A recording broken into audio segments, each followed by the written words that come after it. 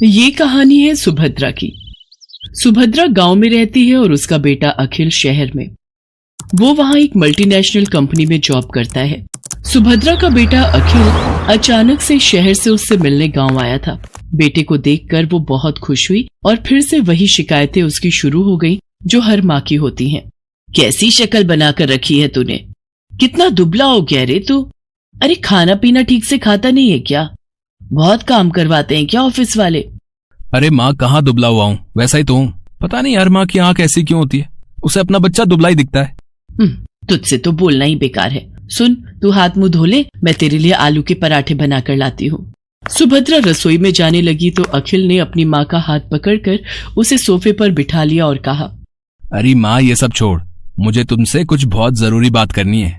ये सुनकर सुभद्रा की आंखों में चमक आ गई और उसने खुश होकर उससे पूछा, क्या बात करनी है बेटा? शादी के बारे में? तू तैयार है? रुक, मैं तुझे कुछ दिखाती हूँ। सुभद्रा ने सोफे के पास रखे टेबल से कुछ लिफाफे निकाले और उससे लड़कियों की तस्वीर निकालकर अखिल को दिखाने लगी।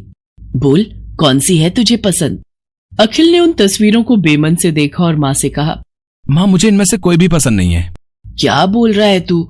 सारी इतनी सुंदर हैं, पढ़ी लिखी भी हैं। तब अखिल ने अपनी माँ से जो बात कही उसे सुनकर उनके चेहरे पर चमक आ गई। अरे सच, तूने लड़की पसंद कर ली है? अरे कौन है वो? क्या नाम है उसका? कहाँ की है? अरे माँ एक साथ इतने सारे सवाल। ये कहकर अखिल ने अपना मोबाइल निकाला और उसकी गैलरी से आकांक्षा की तस्वीर निकाल कर दिखाई। उसे देखकर सुभद्रा बहुत खुश हुई। वाह, कितनी सुंदर है मेरी बहू। मैं बहुत खुश हूँ बेटा, बहुत खुश। अखिल और आकांक्षा की शादी हो गई। जब वो पहली बार उसे लेकर घर आया तो सुभद्रा द्वार पर उसकी आरती उतार रही थी, तो आकांक्षा को ये सब पसंद नहीं आ रहा था। आकांक्षा शहर में रहने वाली मॉडर्न ख्यालों की लड़की थी। उसने सुभद्रा से कहा, क्या मम्मी जी, अब ये सब कौन करता है? अरे क्यों नहीं करता, सभी करते हैं। लक्ष्मी हो तुम मेरे घर की, और लक्ष्मी का स्वागत तो ऐसे ही किया जाता है। सुभद्रा की बातों को सुनकर आकांक्षा ने अपना मुंह बना लिया। अखिल चाहता था कि आकांक्षा थोड़े दिन माँ के साथ रहे, क्योंकि उसकी कंपनी वाले उसे देश से बाहर भेजने वाले थे। आकांक्षा ने भी कभी गांव देखा नहीं था, इसलिए उसने अखिल की बात टाली भी नहीं। ठीक है बाबा, लेकिन जल्दी आ जाना, मैं यहाँ अकेले बोर हो जाऊंगी। अखिल शहर चला गया। एक दिन की बात है, सुबह का समय था। आकांक्षा अपने कमरे में सोई हुई थी। सुभद्रा घंटी बजाते हुए पूजा कर रही थी। घंटी की आवाज से आकांक्षा डिस्टर्ब हो रही थी। वो गुस्से में बाहर आई और सुभद्रा से कहा, क्या मम्मी जी, सुबह सुबह इतना शोर क्यों कर रही हैं आप? ऐसा नहीं कहते बहू, मैं पूजा कर रही हूँ और अब तो सुबह के 7 बज गए। 7 बज गए तो मैं क्या करूँ? मुझे आप जैसे गवारों की तरह जल्दी उठने की आदत नहीं है। चलिए अब बंद करिए ये सब और मुझे सोने दीजिए। सुभद्रा को अपनी बहू की बात बहुत बुरी लगी, लेकिन वो चुप रह गई और खुद को ही दोष देने लगी। मेरी ही गलती है।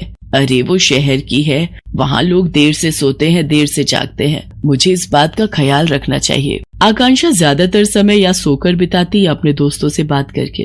वो सुभद्रा की कोई मदद नहीं करती।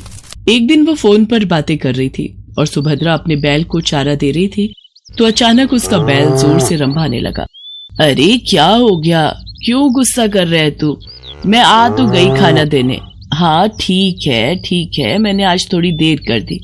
अरे क्या करती, मेरे घुटनों में जोरों का दर्द जो था। बूढ़ी हो गई हूं ना मैं। उधर फोन पर बातें करती आकांक्षा की दोस्त ने बैल के रंभाने की आवाज सुनी तो उसने कहा, अरे क्या बात है आकांक्षा, तबेले में है क्या तू? ये पीछे से कैसी आवाज आ रही है? अरे गांव है ना ये, यहाँ तो गाय भैंस की आवाज आएगी ना, कोई डीजे तो बजेगा नहीं। अच्छा सुन, मैं तुझसे थोड़ी देर में बात करती हूँ। आकांक्षा ने फोन काटा और सीधे सुभद्रा के पास पहुंची। क्या मम्मी जी, आप लोगों को जरा भी तमीज नहीं है क्या? अरे मैं फोन पर बातें कर रही हूँ और आपका ये बैल शोर कर रहा है। अरे मेरी बेइज्जती होती है दोस्तों के सामने। आपको बड़ा मजा आता है ना मुझे तंग करने में। ये तुम कैसी बातें कर रही हो बहू? मैं भला तुम्हें क्यों तंग करूंगी? और जहां तक बात रही इसके रंभाने की, तो इसे भूख लगी थी। अब ये बेचारा हमारी तरह खाना तो मांग नहीं सकता, जानवर है ना। ये जानवर है, आप तो नहीं। कान खोलकर सुन लीजिए, जब मैं अपने दोस्तों से बात करूं तो इसे बाहर ले जाइए, नहीं तो मैं ये घर छोड़कर चली जाऊंगी। अरे नरक बना दिया है मेरा जीवन आप लोगों ने। सुप्रिया फिर से खामोश रह गई। एक दिन जब वो गोबर से घर का आंगन लीप रही थी तो आकांक्षा फिर से नाक बंद करके तमतमाती हुई बाहर आई और गुस्से में सुप्रिया से कहा, क्या है मम्मी जी ये क्या है? पूरे घर में आपने बदबू फैला दी है। बहू गोबर है ये, पता है कितना पवित्र होता है, घर में कीटाणुओं को प्रवेश नहीं करने देता ये। अरे क्यों मेरे पीछे पड़ी हैं आप? नहीं चाहिए मुझे अपने घर में गोबर वोबर, जब मैं चली जाऊंगी तो करते रहना ये सब। बिल्कुल गवारों के बीच में छोड़कर गया ये अखिल। कंपनी वालों ने 2 महीने की ट्रेनिंग और बढ़ा दी उसकी। 2 महीने इस गांव को और झेलना पड़ेगा मुझे। सुप्रिया आकांक्षा की किसी बात का बुरा नहीं मानती, वो उसे बहुत प्यार करती थी। एक दिन की बात है, सुप्रिया ने आकांक्षा से कहा, बहू आज कुछ लोग तुम्हें देखने के लिए आ रहे हैं। वो क्या है ना कि ये लोग शादी में नहीं आ पाए थे। मुझे देखने? अरे मैं क्या कोई नुमाइश की चीज हूं जो मुझे देखने आ रहे हैं? सुनिए, उन लोगों को मना कर दीजिए, मुझे किसी से नहीं मिलना। आकांक्षा बार बार सुप्रिया का अपमान करती और बार बार उसे जली कटी सुनाती, लेकिन सुप्रिया अपनी बहू को कुछ नहीं कहती। उसे हमेशा यही लगता कि बहू शहर की है, वहां के तौर तरीके अलग होते हैं, उसे वो बदल नहीं सकती। एक बार की बात है, सुप्रिया कुछ दिनों से बहुत बीमार थी। उसका बुखार उतरने का नाम ही नहीं ले रहा था, लेकिन आकांक्षा को इन सब बातों से कोई फर्क नहीं पड़ता था। एक दिन आकांक्षा छत की बाउंड्री के पास खड़ी होकर अपने दोस्तों से बातें करते हुए और अपनी सास की शिकायत करके अभी फोन रखा ही था कि तभी न जाने कैसे उसका पैर फिसल गया और वो छत से नीचे गिर पड़ी। आह! आकांक्षा की आवाज सुनकर सुप्रिया भागी भागी बाहर आई। उसने देखा कि आकांक्षा जमीन पर गिरी तड़प रही है। बहू बहू, अरे ये कैसे हो गया? आकांक्षा लहूलुहान हो गई थी। गांव में अस्पताल 4 किलोमीटर दूर था। सुप्रिया को समझ नहीं आ रहा था कि वो क्या करे। तभी उसे अपने बैल के रंभाने की आवाज आई। सुप्रिया ने अपने बैलों को तुरंत बैलगाड़ी में जोड़ा और अपनी बहू को उसमें डाला और खुद ही बैलगाड़ी चलाकर अस्पताल की ओर जाने लगी। जल्दी चल और जल्दी चल, मेरी बहू को जल्दी से अस्पताल पहुंचाना है।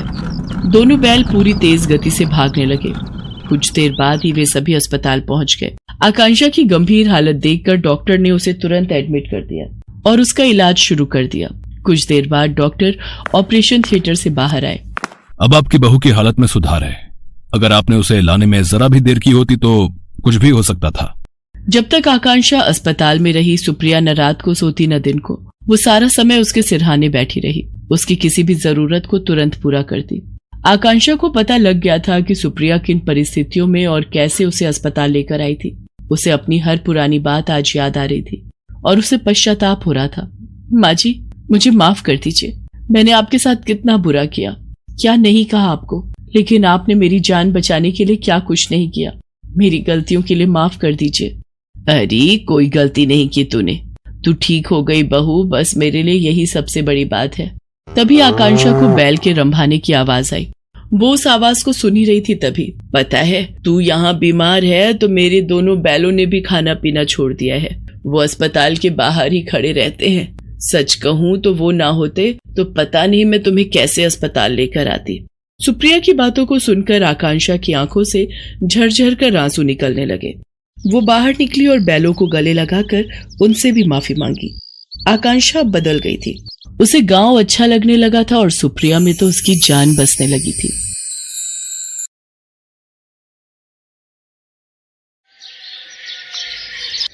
ये कहानी है प्रार्थना की, जो कि एक छोटे से गांव सिरसी में रहती थी। प्रार्थना के पिता उसके लिए एक लड़का देख रहे थे। तभी गांव के जमींदार साहब प्रार्थना के लिए शहर के लड़के पंकज का रिश्ता लेकर आते हैं। सुभाष, तेरी लड़की शहर में बहुत खुश रहेगी और तू चाहता ही था कि तेरी बेटी प्रार्थना की शादी शहर में हो। अब एक काम कर, जल्दी से लड़के के लिए हाँ कर दे, बहुत अच्छा रिश्ता है। आज शाम को ही लड़का और उसकी माँ प्रार्थना को देखने आने वाले हैं। ठीक है जमींदार साहब, मैं प्रार्थना की माँ को बोल देता हूँ, वो उसे तैयार कर देगी। शाम को लड़के वाले प्रार्थना को देखने आते हैं। देखिए भाई साहब, हमें आपकी प्रार्थना बहुत पसंद है। जमींदार साहब तो पिछले 6 महीने से हमें जानते हैं। हम इनसे अनाज वगैरह खरीदते रहते हैं। हाँ, वो तो इन्हें अपने लड़के पंकज के लिए शहर की जगह गांव की लड़की चाहिए थी, तो मुझे लगा कि प्रार्थना बिटिया से अच्छी लड़की और कौन हो सकती है। देखिए भाई साहब, हमें दहेज में 10 लाख रुपए चाहिए, क्योंकि हम सोच रहे हैं पंकज की दुकान छोटी पड़ती है तो वो शादी के बाद दुकान बड़ी लेकर अब हमारा काम तो आगे बढ़ाना ही है। और फिर प्रार्थना बिटिया के पैर हमारे घर में पड़ेंगे तो लक्ष्मी तो साथ आनी ही चाहिए। ठीक है, मुझे मंजूर है। मैं 10 लाख रुपए का इंतजाम कर लूंगा। मेरे लिए मेरी बेटी की खुशी से बढ़कर कुछ नहीं है। हमारे गांव में आज तक किसी लड़की की शादी शहर में नहीं हुई। पहली बार कोई लड़की शहर शादी करके जाएगी और वो खुशनसीब हमारी प्रार्थना होगी। हमारे लिए इससे बड़ी बात क्या होगी। बस तो फिर प्रार्थना आज से हमारी बहू हो गई। आओ प्रार्थना, यहाँ बैठो। प्रार्थना जैसे ही पंकज और उसकी माँ के पास जाकर बैठने लगती है, उसका पालतू कुत्ता भीमा पंकज और उसकी माँ पर भौंकने लगता है और वो दोनों घबरा जाते हैं। भीमा, नहीं, ऐसे नहीं करते। जाओ वहां बाहर आंगन में जाकर बैठो। भीमा बचपन से ही प्रार्थना के पास पला है। ये इसे बहुत प्यार करता है। प्रार्थना आपके पास जाकर बैठी थी ना, तो उसे लगा कि आप लोग अनजान हो, कहीं प्रार्थना को कोई नुकसान न पहुंचा दो, इसलिए ही ऐसा कर रहा है। प्रार्थना का रिश्ता पक्का हो जाता है। उसके पिता सुभाष ने अपनी जमीन बेच दी और 10 लाख रुपए पंकज की मां को दे दिए। पर शादी हो जाने के बाद जब प्रार्थना की डोली ले जाने का समय आया, देखिए भाई साहब, आप हमें गलत मत समझना। वो हमारे कुल गुरुजी ने कल रात में ही हमें फोन किया था। उनका कहना है कि प्रार्थना की डोली अभी ससुराल ना ही जाए तो बेहतर रहेगा। अभी कोई अपशगुन का साया चल रहा है। वैसे कोई घबराने की बात नहीं है। प्रार्थना का गौना 15 दिन के बाद का शुभ मुहूर्त है, तब कर दीजिएगा। मैं खुद प्रार्थना को लेने आऊंगी। माँ, अब तो हमने नई कार भी खरीद ली है। कुछ दिनों बाद नई कार आ जाएगी। बस फिर तो इससे बढ़िया कोई बात हो ही नहीं सकती। प्रार्थना नई कार में ही अपने ससुराल जाएगी। और फिर पंकज और उसकी माँ प्रार्थना को लिए बिना ही शादी करके वापस शहर लौट जाते हैं। प्रार्थना के माता पिता उनके आने का इंतजार करते रहते हैं। शादी को हुए 1 महीना बीत चुका था। प्रार्थना के पिता को अब चिंता होने लगी थी। जमींदार साहब, आपने उस नंबर पर फोन किया जो नंबर आपके पास है? मैंने तो उसी नंबर पर फोन किया है, पर नंबर बंद आ रहा है। आपके पास उनका कोई पता हो तो वो दे दीजिए। प्रार्थना अकेले ही शहर जाने की जिद करती है। माँ, पिताजी, आप बिल्कुल चिंता मत करो। मैं शहर पहुंचकर आपको फोन कर दूंगी। अब आप दोनों भी मेरे साथ जाओगे तो गांव का काम कैसे देखोगे? आने जाने में बहुत खर्चा होगा। पहले ही आप मेरी शादी के लिए इतना कुछ दे चुके हो, और फिर मैं भीमा को अपने साथ ले जा रही हूँ। भीमा के होते हुए मुझे किसी बात का डर नहीं है। ठीक है मेरी बच्ची, जैसी तेरी इच्छा। भगवान तेरी हमेशा रक्षा करे। प्रार्थना भीमा को लेकर पंकज के पते पर शहर पहुंचती है, पर वहां तो सब कुछ बदला हुआ था। पंकज की शादी की तैयारियां चल रही थी और पंकज की माँ और पंकज प्रार्थना को पहचानने से इनकार कर देते हैं और प्रार्थना को धक्के मारकर और मार पीट कर बाहर निकाल देते हैं। भीमा उन पर भौंकता है, पर वो दरवाजा बंद कर लेते हैं। प्रार्थना रोने लगती है। तभी भीमा सड़क की ओर भागता है और आते जाते लोगों को भौंक कर मदद के लिए बुलाने लगता है। भीमा सड़क पर जाते एक व्यक्ति की कमीज पकड़ लेता है और उसे अपनी ओर खींचने लगता है। अरे क्या हुआ? तुमने मेरी कमीज क्यों पकड़ ली? अरे ये किसका कुत्ता है? अरे तुम मुझे कहाँ ले जा रहे हो? अरे रुको रुको, मैं चलता हूँ। भगवान के लिए दरवाजा खोल दीजिए। मैं कहाँ जाऊंगी? ऐसा मत कीजिए, मेरे साथ गलत मत कीजिए। अरे आप इस तरह से रो क्यों रही हैं? अच्छा, ये तुम्हारी मालकिन है, तभी तुम मुझे इनके पास लेकर आए हो। घबराओ नहीं, तुम्हारी मालकिन को कुछ नहीं होगा। सुनिए, आप मेरे घर चलिए, मेरा घर पास में ही है। उस व्यक्ति का नाम अनिल था। अनिल प्रार्थना और भीमा को अपने साथ ले आता है। अनिल जी, मैं क्या करूं? मैं अपने गांव वापस नहीं लौट सकती हूँ। मेरे माँ बाबूजी मर जाएंगे अगर उन्होंने मुझे इस हाल में देखा। मैं गांव नहीं जाना चाहती अनिल जी। गांव में मेरे माँ बाबूजी की बहुत बदनामी होगी। आप चाहें तो आप यहाँ रह सकती हैं। आपको यहाँ पर किसी से भी डरने की जरूरत नहीं है। प्रार्थना उस दिन से अनिल के घर पर रहने लगती है। अनिल के माता पिता इस दुनिया में नहीं थे। वो अपनी दादी माँ के साथ रहता था। प्रार्थना के आ जाने से अनिल की दादी को बहुत आराम मिलता है। प्रार्थना उनकी खूब सेवा करती थी और साथ ही साथ प्रार्थना के आ जाने से घर में बहुत बदलाव आ गया था। ये देखकर अनिल के मन में प्रार्थना के लिए प्यार और सम्मान पनपने लगता है। भीमा भी अब अनिल और उसकी दादी माँ का लाडला हो गया था। वो उसके साथ बहुत खेलते थे। उधर पंकज जिस लड़की से शादी करता है वो धोखेबाज निकलती है और सब कुछ लूट कर और उन्हें कंगाल करके किसी और के साथ भाग जाती है। पंकज और उसकी माँ सड़क पर आ जाते हैं। वो भूखे प्यासे फुटपाथ पर बैठे थे। माँ, शायद हमें हमारे किए का फल मिल रहा है। ना मैं प्रार्थना को धोखा देता और ना ही हमारे साथ ऐसा होता। शिवानी मुझे धोखा देकर चली गई। हमारे पास जो भी कुछ था सब कुछ खत्म हो गया। माँ, पंकज, हमें प्रार्थना से माफी मांगनी चाहिए। मैंने देखा है वो यही शहर में ही है। अगर वो हमें मिल जाएगी तो हम उसके मायके में जाकर रह लेंगे। पंकज और उसकी माँ अनिल के घर जाते हैं, पर भीमा उन्हें देखकर भौंकने लगता है। उन दोनों की लाचार हालत को देखकर कुछ देर के लिए प्रार्थना का मन पिघलने लगता है। वो उन दोनों के लिए खाने का सामान और कुछ रुपए लाती है। घबराइए नहीं, मैंने भीमा को बांध दिया है, ये आपको नहीं काटेगा। मैं जानता था प्रार्थना, तुम आज भी मेरे से बहुत प्यार करती हो, इसलिए मेरी इतनी परवाह कर रही हो। मुझे माफ कर दो प्रार्थना। हाँ प्रार्थना, हमें माफ कर दे। हम तीनों मिलकर बहुत खुशी से रहेंगे। हमने तेरे साथ बहुत गलत किया। अनिल जी, ये कुछ खाने का सामान और कुछ रुपए इन दोनों को दे दीजिए। ये जहां भी जाएंगे इन दोनों के काम आएगा। और हाँ, ये धोखेबाज लोग जब चले जाएं तो आप दरवाजा बंद करके भीमा की रस्सी खोल दीजिएगा। मैं दादी माँ के लिए दूध वाला दलिया बनाने जा रही हूँ। उनकी दवाई का टाइम हो रहा है। प्रार्थना की बातों को सुनकर पंकज और उसकी माँ की आंखों में आंसू आ जाते हैं और वो वहां से चले जाते हैं। उसके बाद अनिल प्रार्थना से शादी कर लेता है। सारी बात प्रार्थना के माँ बाबूजी को पता चलती है तो वो भी अपनी बेटी की हिम्मत देखकर बहुत खुश होते हैं। जमींदार को भी अपनी गलती का एहसास होता है कि उसने बिना परखे ही अनजान रिश्ता सुभाष को बता दिया। प्रार्थना, आज भीमा के कारण ही तुम मेरी जिंदगी में आई हो। तुम इस शादी से खुश तो हो ना? मैं बहुत खुश हूं अनिल।